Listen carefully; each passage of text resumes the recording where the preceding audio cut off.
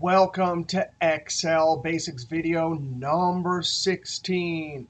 Hey, in this video, we got to talk about mixed cell references in formulas and functions to save time. Now, here's the thing. This is a budget with 12 months and 13 different expenses. That means there's 156 different formulas here. Now imagine if we had to create every single one of those formulas individually, or if, like in this class so far, we only knew relative and mixed cell references, we'd have to create 12 different individual formulas. That would take a lot of time. But when we learn mixed cell references, we will be able to create this one formula in the top left cell and then copy it down and over all 156 formulas with a single formula. And we're going to see a bunch of amazing examples. Multiplication table, a pension or retirement example, a payroll example. All 5 examples will involve using mixed cell references to save time. Now, I want to go over to the sheet multiplication table. And this is our first example. We're going to see how to create one formula and copy it down and over to 144 cells. And in every single intersecting cell, it will know to get the correct row header and column header.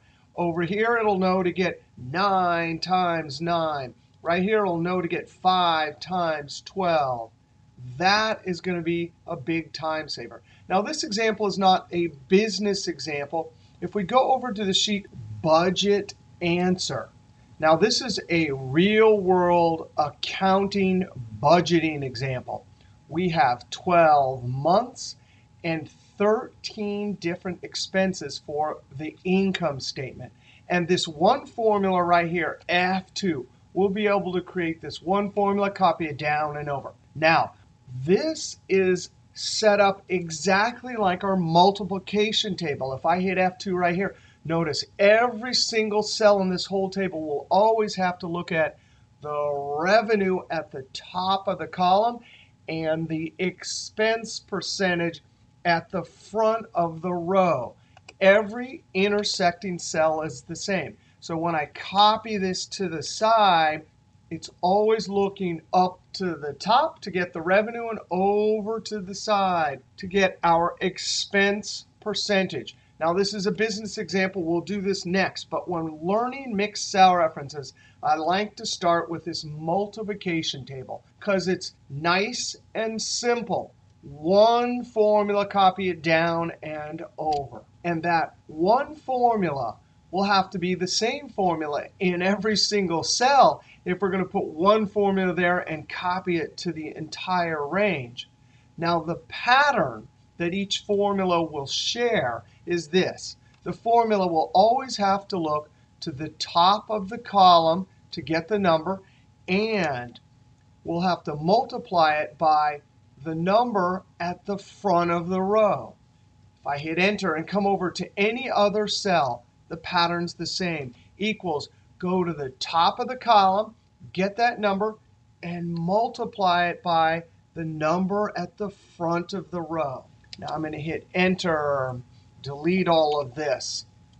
Now, before we create our mixed cell reference formula, I want to show you how we would have to create this table here if we only knew relative and absolute cell references. And here's the sad news. The vast majority of Excel users on the planet Earth would have to do it using only relative and absolute cell references. So I'm going to play a little funny music and do this in high speed.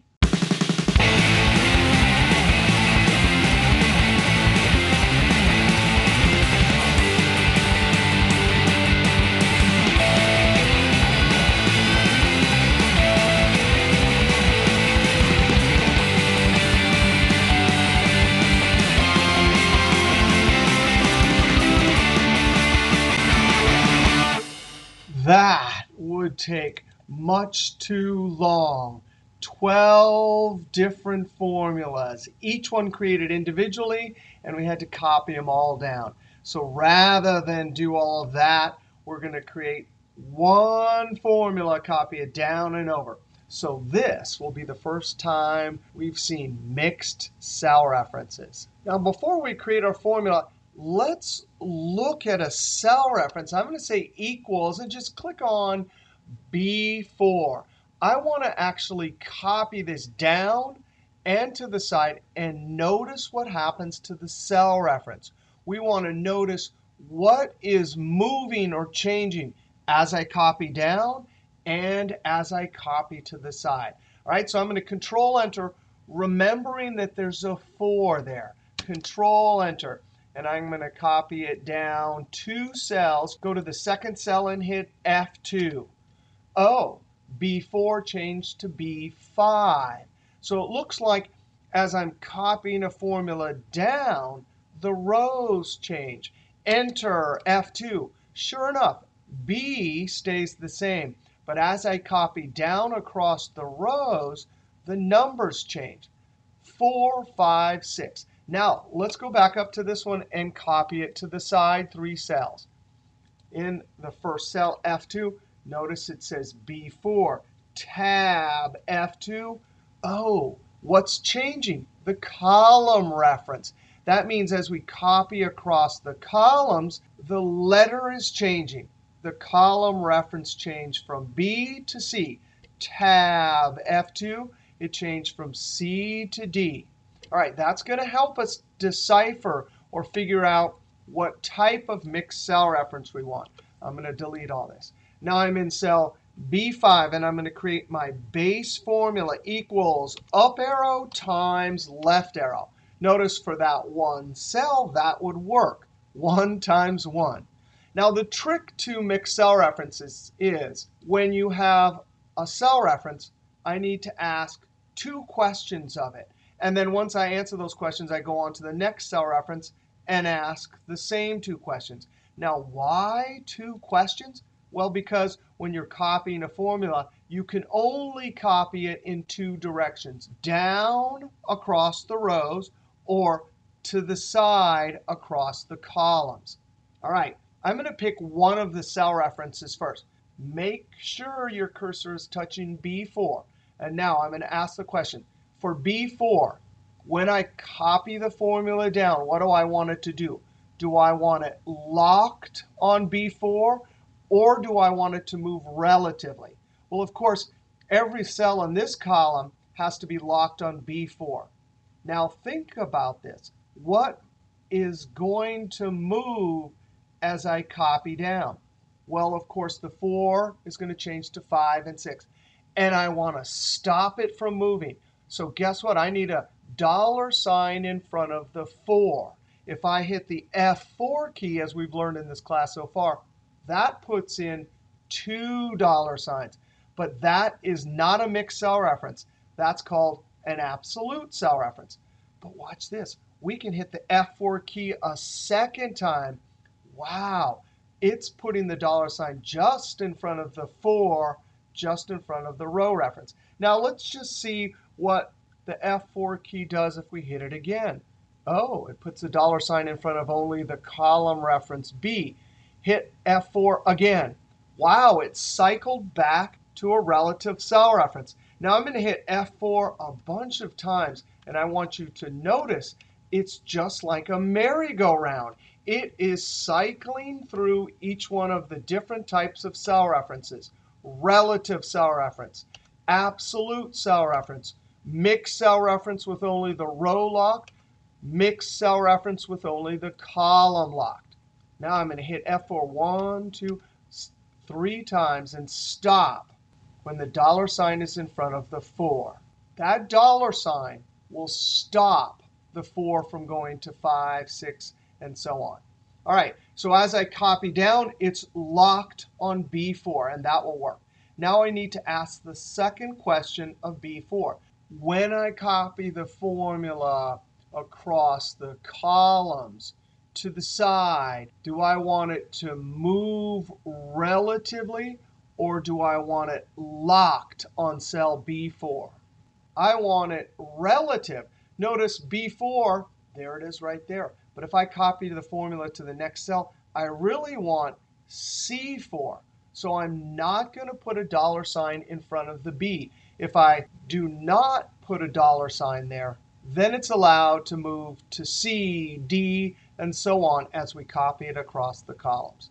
All right, so we answered both questions for B4. Now we put our cursor in A5. And I'm going to ask the same two questions. As I copy the formula down, what do I want A5 to do? Do I want it to move relatively, or do I want it locked? Well, of course, for this one, notice down, down. I always want the formula looking one cell to the left. Every single formula in this column has to have A5 change as a relative cell reference as I copy down. So I'm definitely not putting a dollar sign in front of the 5. All right, the second question about A5.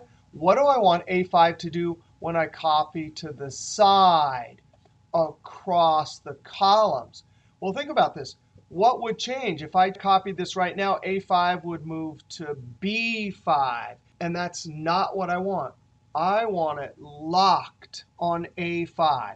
So now I'm going to hit the F4 key 1, 2, 3 times.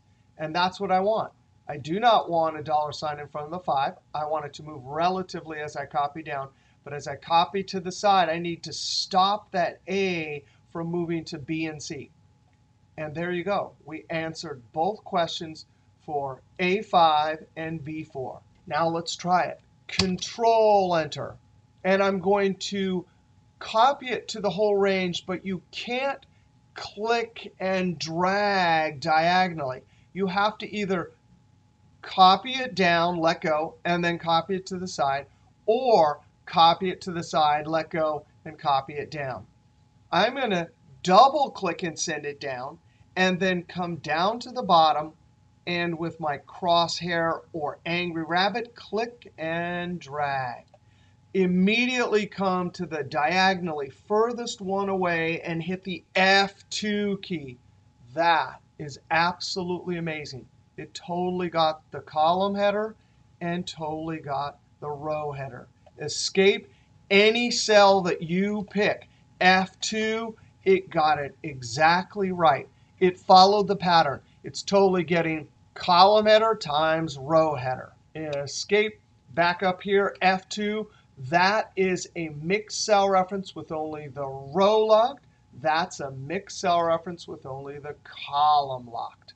Now, before we move on to our next example, I want to delete all these and show you two more things. Now, we just created our formula using the toQuestion method. The other method is called the sledgehammer method. I'm going to create the formula, Control Enter, and this is the sledgehammer method. I'm going to copy it down 1, click in the cell F2, and I'm looking to see what changed that wasn't supposed to change. Well, of course, B4 changed to B5. So the 5 changed. So I'm going to escape, come up to the top cell F2, and I'm putting a dollar sign in front of the thing that changed because I don't want the 4 to change to a 5. So I'm going to hit F4 1, 2 times. Now I'm going to Control Enter and copy it down 1 cell. Come to the second cell, F2. Right there, it's totally correct. The blue one and the red one. Column header and row header. So it's working when we go down. Now, escape. Let's come back up here. F2. A5, I'm going to copy this to the side. Escape and drag it 1 over. This is the sledgehammer method, so I'm going to put the second cell in edit mode in F2. I'm looking and seeing that the A5 moved to B5. So it's the A that went to B. So I'm going to escape, go back to the first cell, F2, and put a dollar sign in front of the thing that was moving that I want to stop from moving. So I hit the F4 1, 2, 3 times. Now I'm going to Control Enter, copy it down because I changed it, right? Hit F2. That's working. Escape. Copy it to the side, F2, And you got to be kidding. The sledgehammer method, I just kept looking to see what changed, always going back to the original cell and putting dollar signs in front of the things that were changing that I didn't want to change, and I have the formula. Now I'm going to copy this down and then to the side.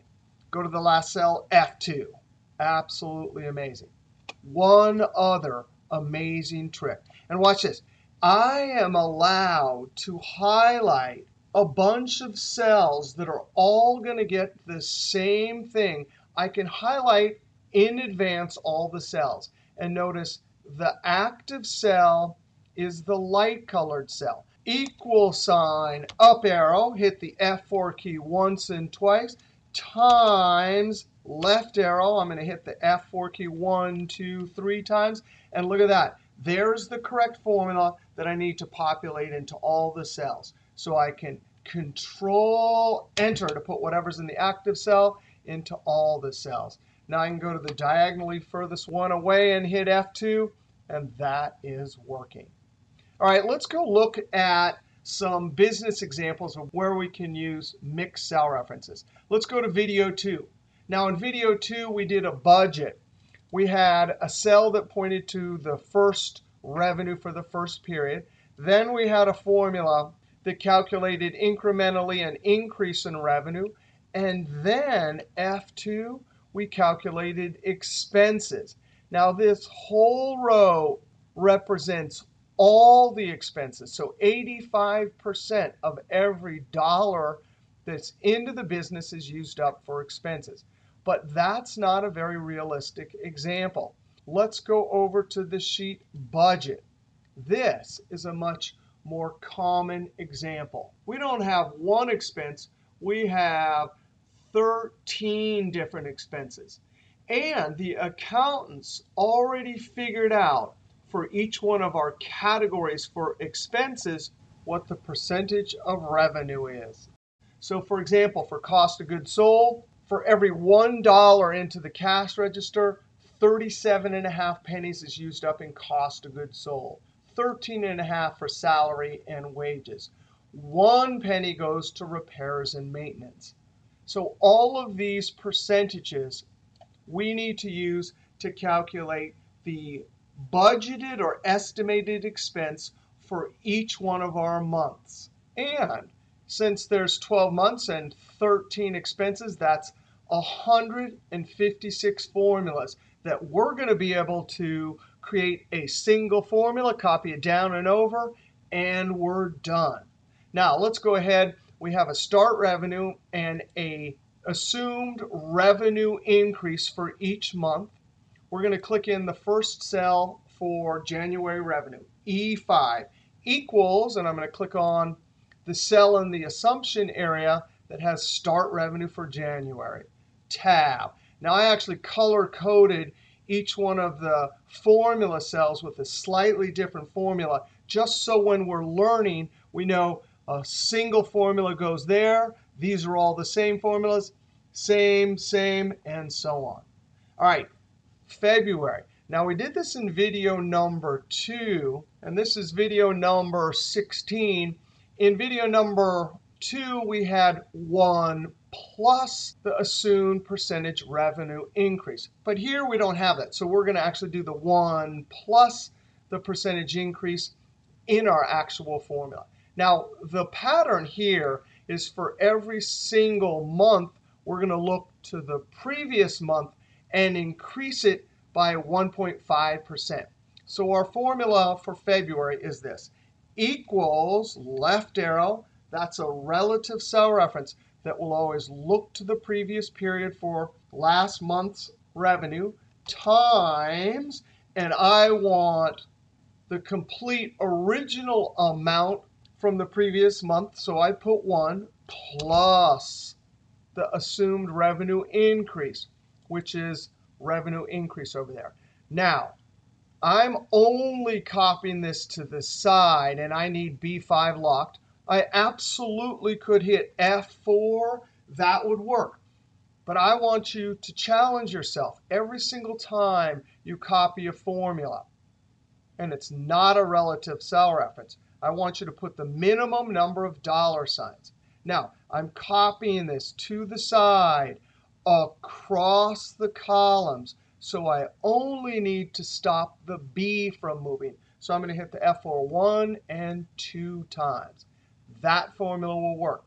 Whatever the previous month's revenue times 1 plus the assumed revenue increase, close parentheses. Control Enter. Copy it to the side. Go to the last cell and hit F2.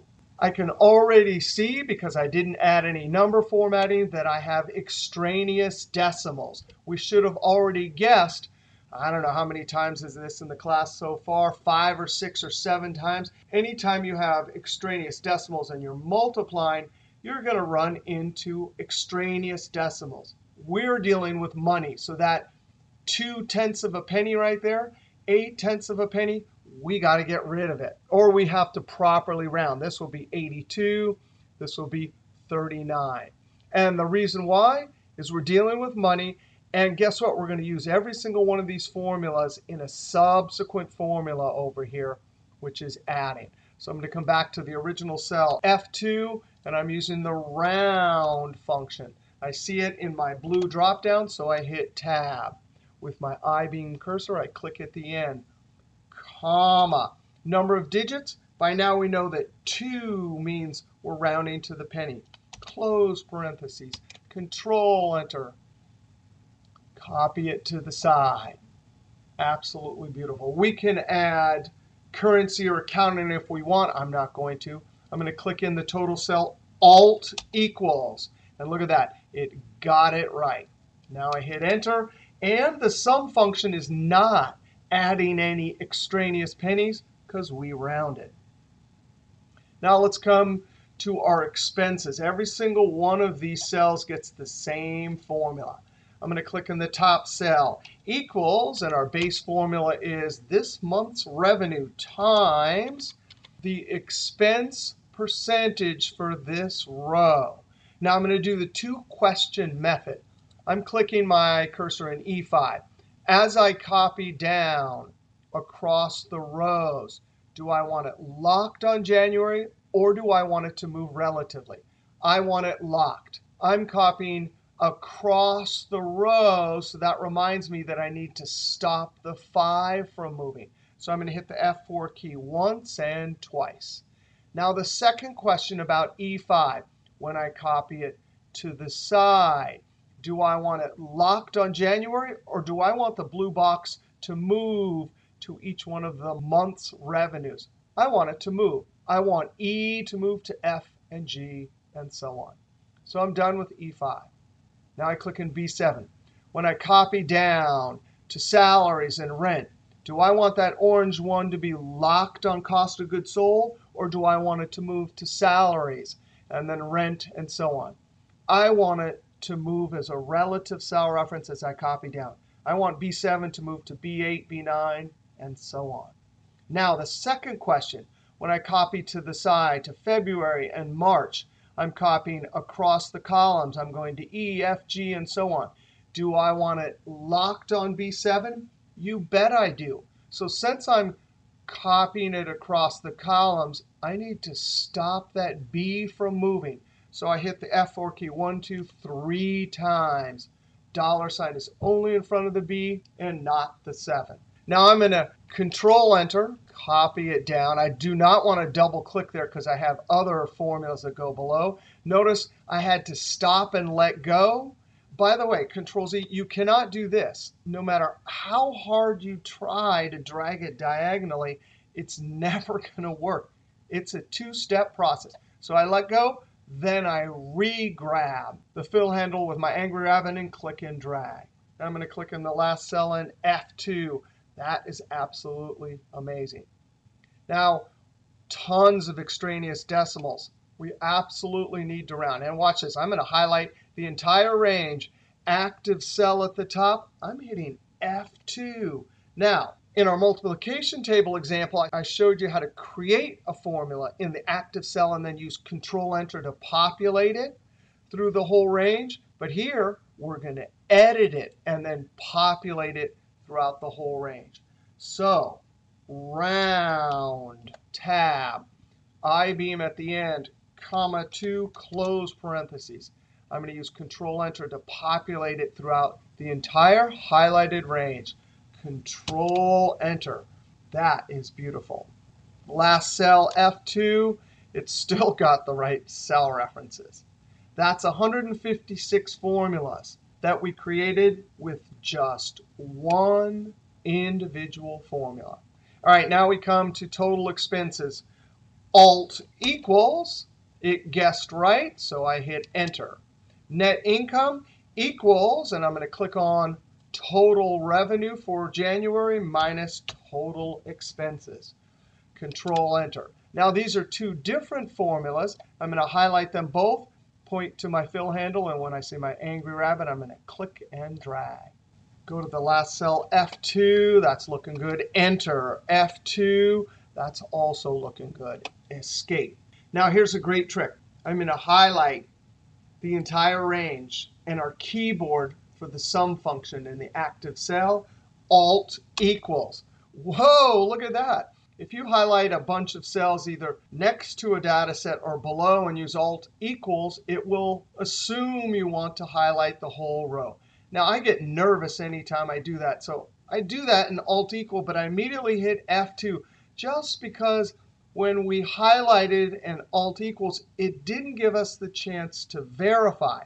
So I hit F2 and I'm verifying. I hit Enter. Now, if we want, we can come and highlight using my control trick, Control 1. And I could use whatever number formatting I want. I'm going to use currency, click OK. And that is amazing. We can come, and if our assumed revenue is actually $4,500, as soon as I change that and hit Enter, everything will update. Rent was not 0.75. It was actually 5. So when I change that, instantly that row, total expenses, net income, changes. Now I'm going to Control Z, Z. That is a beautiful budget example. We created it quickly with mixed cell references. Now we need to talk about these assumption tables. So I'm going to go over to the sheet Budget and Assumption Table. Now here's a little mini version. I've already created all of the revenue, total expenses, net income. All I want to do is think about when we can use mixed cell references. And here's the rule. It's very simple. Notice the labels here are listed vertically. So when I come here and try to use mixed cell references, my assumption table has to be oriented the same direction, vertical, vertical. So the assumption table has to have the labels and numbers listed vertically, and the formula table also has to have the labels, and then our formulas will be vertical also. This will not work. You cannot have horizontal and vertical. Now, the problem is textbooks that you get in school and assignments you get in your job. The accounting department sometimes doesn't know about mixed cell references. So they'll send you over a table that has vertical labels and horizontal assumptions. And you have to go ask them, can I please change it from a horizontal to a vertical so I can use mixed cell references? Now, one easy way to do this is if you copy this, Control-C. If I come over to the side and Control-V, this Control Smart tag has an awesome option.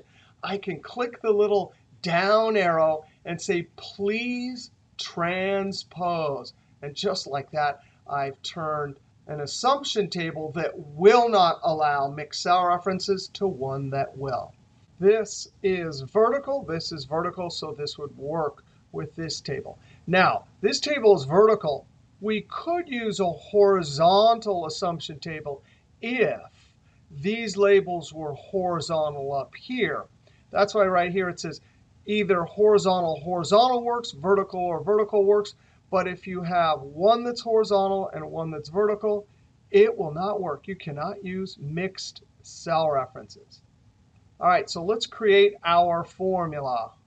If I highlight, and we'll use our trick, we'll create our formula in the active cell, equals round tab up arrow, and I'm asking the two questions. When I copy B5 down, do I need it locked? Yes, I do. So I'm going to hit the F4 key once and twice. When I copy B5 to the side, do I want it to move to February? Yes, I do. So no $sign in front of the B. Times, and I'm clicking on the assumption table with the vertical labels and vertical numbers. Now I'm asking the question, when I copy down from cost of goods sold to operating, do I want this to move to operating and administrative? Yes, I do. So I don't want to lock it when I go down.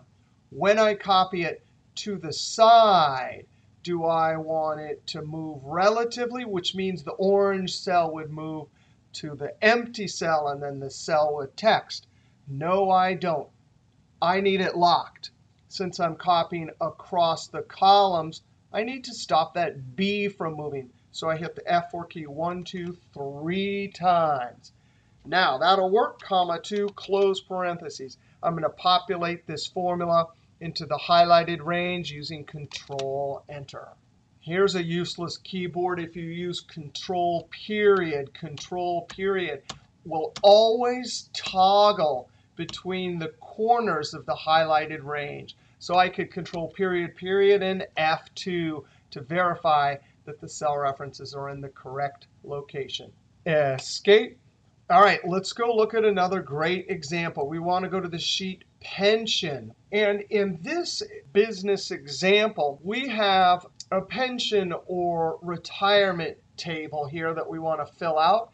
And we're assuming that we will deposit $3,000 into some investment vehicle, whether it's bonds or mutual funds or stocks or pension or an annuity. But we're putting $3,000 in at the end of each year. Well, since we want to see what will happen at 3%, 4%, 5% assumed return for each year, and see what happens if we save over longer and longer periods of time, I need the same calculation in every cell. And look at this. It's always going to need to know for this column 5%, and for this row the 35 years. When I come down here, this needs 6 and 40. So it's like our multiplication table or our budget. Every intersecting cell has the input at the top of the column and the head of the row. Now, this is a fancy finance formula. And in my finance class, we get to talk about the math behind it. But luckily, Excel has this great function called FV. And FV means future value. Future value is similar to the PMT function we studied a few videos ago to calculate a loan payment. Future value has similar arguments to PMT. We need to put in our period rate, the total number of periods, and the amount of the payment each period. And just like our PMT function, we're going to ignore the last two arguments. Anytime you see an argument in square brackets, just like we saw in PMT and in VLOOKUP, if you know what the default is, you can leave those out. And we do not need those. So all we have to do is put in the first three arguments. Now, rate, that's the period rate. We're annual, so we click on that top cell right there. Now, we're not going to worry about the cell references yet. Comma, total number of periods. Well, that's going to be number of years. Comma, payment, that's the amount you put at the end of each year. And that's our 3,000. Now, if we had an amount in the bank at the beginning, that's what we put in for present value. If we leave that out, it assumes 0. And type, just as we talked about with the PMT function, type is either at the beginning of the period or the end of the period. Most consumer loans and investment vehicles assume that you put the amount in at the end, and that's the default. So we don't have to put either one of those arguments in. Close parentheses. Now, I'm going to one by one click in each cell reference and ask what we want it to do throughout the copy action. Now, as I copy this formula down, I'm going to move this out of the way. As I copy this formula down, what do I want B6 to do? Well, as I copy down, I need it locked on that 3%. So since I'm copying down across the numbers, I'm going to hit the F4 key once and twice, locking the 6. That 6 will not move to 7, 8, 9. Now, B6, when I copy to the side across the columns, do I want B6, which is that 3%, to move to C6, which is the 4%? Yes, I do. So no $ in front of the B. Now, A7, that's the number of years. As I copy down across the rows, do I want the orange one to move? Yes, I do. I want it to move as I copy down as a relative cell reference. So no $ in front of the number.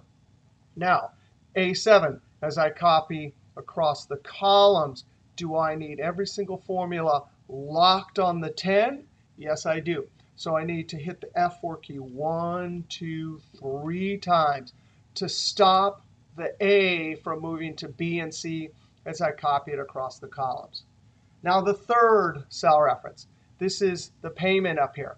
What do I want to do as I copy down? Well, I need it locked. What do I need to do as I copy it to the side? Well, I need it locked. Every cell for future value needs the 3000. So I simply hit the F4 key one time. And there it is. That's our first formula where we've seen mixed cell reference with the row locked, mixed cell reference with the column locked, absolute. Now we can Control Enter. I'm copying it to the side and then double clicking and send it down. I'm going to go to the diagonally furthest one away and click, or use Control period period. I see that it's highlighted F2. And look at that. Totally got the column header, the row header, and the locked 3000. All right, that was a great pension example using mixed cell references. Now we have our last example, payroll. I'm going to go over to the payroll sheet. We have names, January sales. We've already calculated commissions. There's our base salary and gross pay. We added those two up. Now we need FICA deduction, Medicare deduction, and federal withholdings deduction. Down here, I have a horizontal assumption table. Our labels are horizontal, so we're going to use this one. On the test, I will try to trick you. I will give you both, and you have to figure out which one to use. We need gross pay times our FICA, and then we need to copy it down and over. So in the top cell, equals round. We have extraneous decimals. We are dealing with money, and we're using this formula result in totals down here and off to the side. All right, there's the gross pay times the FICA deduction. Now, for each cell reference, I need to ask two questions. When I copy E5 down, do I want it locked or do I want it relative? As I copy this one down, it's got to move relatively. So I'm not putting a $ in front of the 5. As I copy to the side, to Medicare and then federal, do I want it locked on E5? Yes, I do. I need to stop the E from moving as I copy across the column. So I hit the F4 key 1, 2, 3 times. Now I go to the next cell reference, F14. As I copy down, do I want that cell reference to move? No, I don't. I want it locked on F14. So I have to hit the F4 key once and twice. The 14 is now stopped. It will not move to 15 as I copy down. Now, as I copy to the side from FICA to Medicare, do I want the orange one to go from FICA to Medicare? Yes, I do. So no $ in front of the F. Now, I-beam cursor at the end, comma 2 for penny, close parentheses, Control Enter. Copy it down and copy it to the side. Go to the diagonally furthest one away and hit F2. I'm verifying that it has the correct gross pay and tax rate, and it does. Now, here's the cool thing about mixed cell references. And I happen to set up my table horizontally, and I put the assumption table directly below. And now the boss comes in. You've created this table. And the boss says, oh, I forgot the 2% pension withholding. And you say, oh, that's no problem, boss. And the boss says, take the rest of the afternoon off and fix the table and make all the calculations correct. But you look over your shoulder and you just say, oh, you mean like this, boss? And you come up to the H column, right-click Insert to insert a column. Notice it automatically pushed over the formulas and the federal withholdings. And you said, oh, you wanted pension, right? Enter. And you said it was 2%. So I hit Enter. It's got 2%. And now you simply, since that formula is set up for mixed cell references, and this formula already has a sum, you simply highlight the column and copy it over. You can even check it if you want. It's totally working perfect. These formulas over here are totally working perfect. This one right here, totally working perfect. You only need to make sure that it says pension here. So you were tricky. F2, you even got the labels from up here down in the assumption table. So now you're just going to copy that over. That is the power of mixed cell references. Now, I got to tell you two stories. When I worked for Broderick Consulting, something very similar to this happened. I was working on a template that I had amended so it was efficient, and the boss did walk in and said, hey, can you make these improvements? And I literally looked over my shoulder, inserted a column, added a couple month labels, copied the formulas over, and in 5 seconds, I had updated the template. And you can imagine how happy the boss was. Not only that, but we've seen the round function, what, 5, 6, 7, 8, 9 times in this class? And it is one of those things that most people don't do. And what that means is so many spreadsheets are incorrect. Now, they may be only off by a few pennies, but that matters. And we've got to go look at YouTube at our class video number 9. So here's our class video number 9 about number formatting and round. And look at this. I want to zoom in and look at this comment. This YouTuber said, here's a story. A teeny little recent glory at work. It happened a few times in the past that the accounting sheets I received daily from the billing guys were a penny or two off here and there. And since I have to receipt the amounts in our billing system, I had trouble finding the missing and or overpaid pennies. Now here comes this video I have watched yesterday. Straight this morning, checked all the sheets for rounding errors. And sure as sunrise, there was the solution with the number formatting. Showed off to the boss, who could not thank me enough for the insight. And I had the delightful task to teach the billing guys the round function. Now, this is just one anecdote, and I tell you anecdotes about my work experience, but this could be happening thousands of times every day. And guess what? In your job from now on, you can be the one, F2, to build the efficient template. And always remember, in our case, to use mixed cell references and use that round function. All right, there are some homework problems over here for you to practice. And in this video, we definitely saw how to use mixed cell references in a payroll example. Over on pension, we saw how to use mixed cell references in a finance or pension example. We talked about how setting up your assumption table with the correct orientation is required if you want to use mixed cell references. Over on budget, we saw a situation where we had 13 expenses in 12 months, and we used mixed cell references to quickly create those formulas. And we started it off with the multiplication table, a great trick for teaching yourself, or if you forget, 6 months from now you have a job and you forget how to do mixed cell references, just whip out a multiplication table, remind yourself how those mixed cell references work, and you're good to go. All right, if you like that video, be sure to click that thumbs up. Leave a comment and sub, because there's always lots more videos to come from Excel is Fun. Next two videos, Excel Basics 17 and 18, we'll talk about some accounting formatting and define names. All right, we'll see you next video.